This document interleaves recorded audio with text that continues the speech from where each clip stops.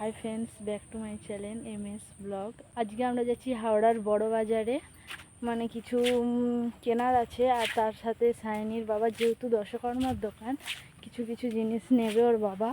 সেখান থেকে একেবারে স্টেশনে গিয়ে দেখা হচ্ছে। চলে এসেছি স্টেশনে, চলো এবার ট্রেনের অপেক্ষা।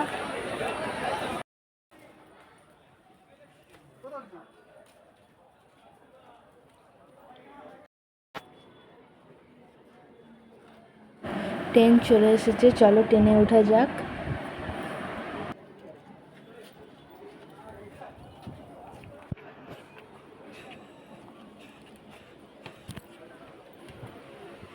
ট্রেনে উঠে পড়েছি। তারপর সায়নীর সাথে মাহিদির দেখা হয়ে গিয়েছিল। সায়নী একটা পিক তুললো মাহিদির সাথে। আমরা হাওড়ায় নেমে পড়েছি। এবার হাঁটা পথ, অনেকটা হেঁটে যেতে হবে।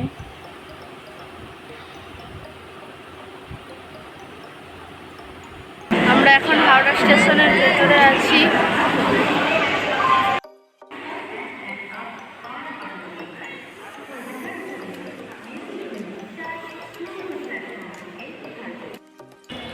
ওই দেখো, দূর থেকে হাওড়ার ব্রিজ দেখা যাচ্ছে। হাওড়ার ব্রিজের ওপর দিয়েই হেঁটে হেঁটে যাব।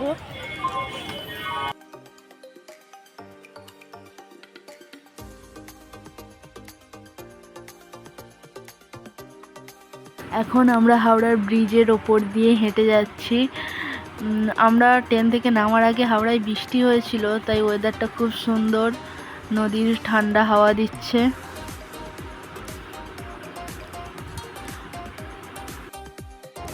এই দেখো, এটা হচ্ছে হাওড়ার ফুল মার্কেট।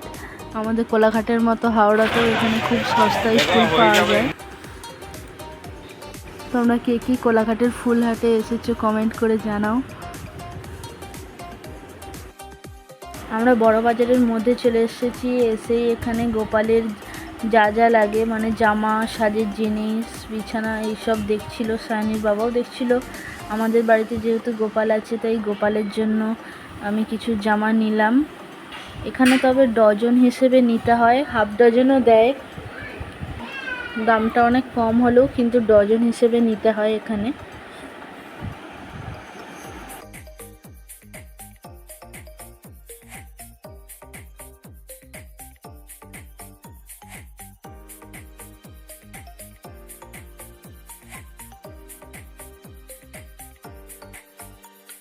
আমাদের সব কিছু নেওয়া হয়ে যাওয়ার পর আমরা সবজি ভাত খেতে চলে এসেছিলাম। সায়নী খাওয়া শুরু করছে। তারপর খাওয়া হয়ে যাওয়ার পর স্টেশনের দিকে হাঁটা দিলাম। এখন হাওড়া ব্রিজের ওপর দিয়ে যাচ্ছি আমরা।